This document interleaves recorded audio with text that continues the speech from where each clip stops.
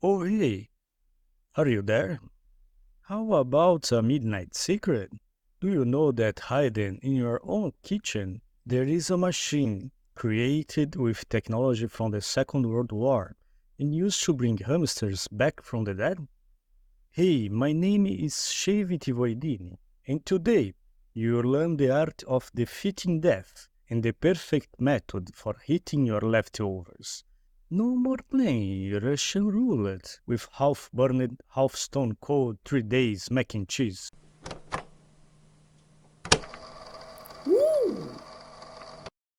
Imagine yourself as a scientist back in 45. World War Part II had just ended, and the boys were playing with all sorts of newfound gadgets.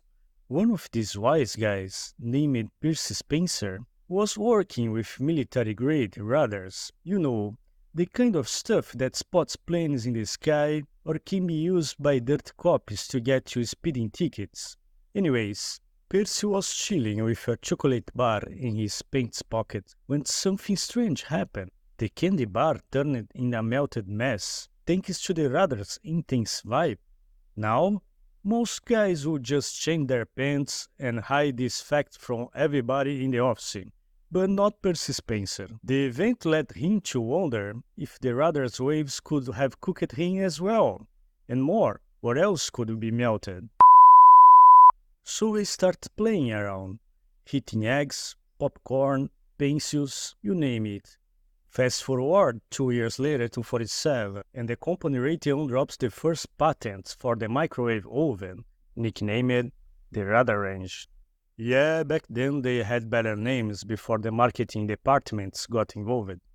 But the coolest name is of something inside the microwave. Are you ready? The magnetron.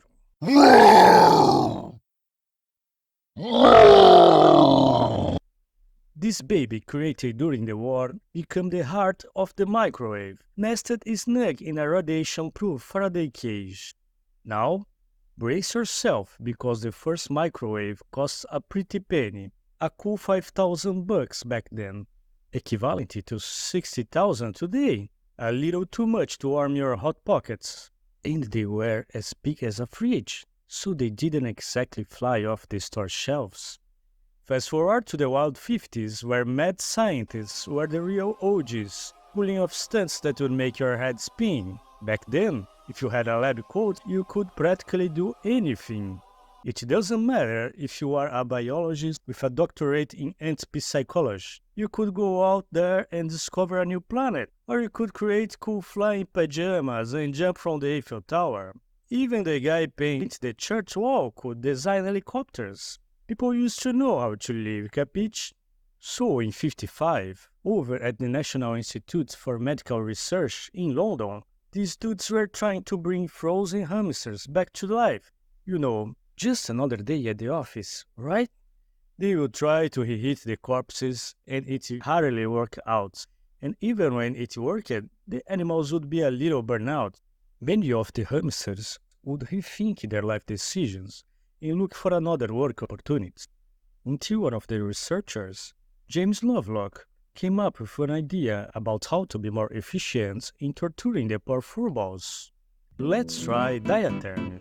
This is the same process used with microwaves, where the radiation emitted by the magnetron bounces around, exciting the molecules of water, sugar, and fats inside your food.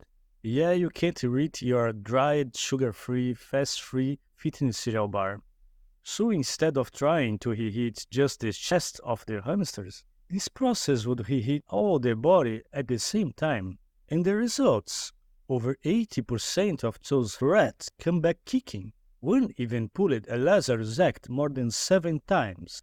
That's the same number of times you have had hot your mama's lasagna from Saturday. Everything was going well for the boys in the cryobiology lab, while they were playing of being God and what else. But the process didn't work with big animals, and trust me, they really tried. Turns out the other animals weren't keen on playing science projects, and refused to come back to life. The problem is that the waves that hit the organic matter are not able to go more than 2 centimeters deep, leaving the rest of Mr. Fluffkins ice cold or crispy fried. Normally, when you try to heat something bigger in your microwave, it happens by conduction, which means that the heat will spread naturally until it achieves an equilibrium of temperatures, following the Fourier's laws of thermodynamics. This is why your microwave chimichangas are burnt on top but frost inside. But fear not, there is a hack for that. Spread your food in a donut shape on the plate, and voila! No more chili surprises in the middle. This way, all the interior of the food is in the range or close to the microwaves. After that, Mr. Lovelock decided that it was better to just heat potatoes in his machine. It was much smaller and more practical than other microwave ovens at the time, leaving the resurrection jig behind, and he had to settle for creating technology to send drones to Mars, solve the problem on the ozone layer, and creating a theory that the Earth is just a big animal. But don't be fooled. Inside your humble microwave at home, together with the magnetron, there is a high voltage capacitor with enough juice to fry a grown man. So now, if you are thinking of playing Dr. Frankenstein in your kitchen, bringing back your old granny, and want to give it a shot at reviving things at home, first, go to therapy or talk with your parole agent, and then don't try it because it won't work. Unless your hamsters was in a native burial/pet cemetery. Turns out that the scientists would inject antifreeze agents and make other special procedures to the poor hamsters to be sure that they would freeze in the right conditions to be able to bring it back. And trust me, it will let a terrible smell in your kitchen that never goes away, and your family will be really mad at you. You will be forbidden to use the microwave, and they will remember this every Christmas for the next 20 years. And all the time someone goes to make popcorn, they will say, "Remember that day that Voidini made hamster schnitzel?" Props to Tony Scott, the OG YouTuber who first spilled the beans on this bizarre story.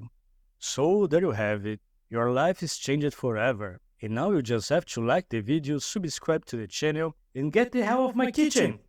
See you around!